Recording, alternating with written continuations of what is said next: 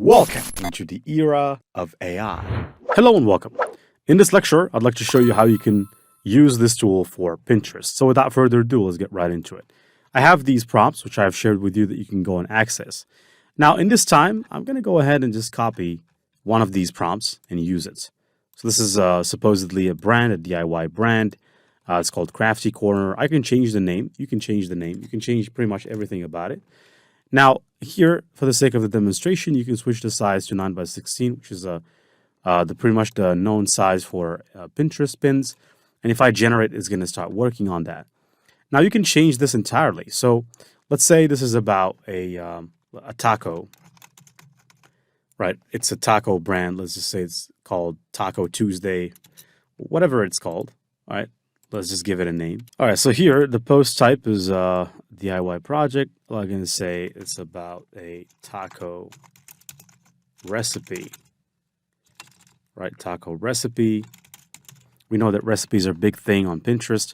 Now here we have description. Let's just say it's step-by-step guide to make, right? To make a chicken taco. Right. Instead of step-by-step guide, we can say DIY, do-it-yourself chicken taco. Do-it-yourself chicken taco. Here, image materials, we can say delicious chicken taco. The text, let's just say it's DIY. Well, DIY, DIY chicken taco. And get started, well, we can say taste it. The color, let's just say it's I'm gonna make it golden. And the background, let's just say a delicious chicken taco.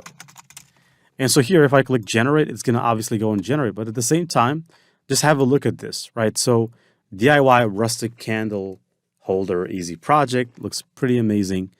And then we have another pin as well, pretty much in the same niche of DIY. This one is pretty different, but it also looks pretty good. All right, so now at the top, you can see we have this other Taco Tuesday post coming in, or pin coming in. At the same time, you can generate banners. Now, as far as banners is concerned, let's assume that we have a brand called Healthy Recipes or Home Decor or Fashion Trends or Wedding Dreams. Now, I'm going to go with this one. Let's just change the topic. If I copy this, now usually the Pinterest pins, Pinterest pin or Pinterest banner size is basically 800 by 400. So that's pretty much it. 800 pixels by 400. So it's 2 by 1. It's usually twice the width or twice the size of the height in the width. And here you can see taco recipe, DIY chicken taco, taste it, and it looks pretty legit, looks amazing.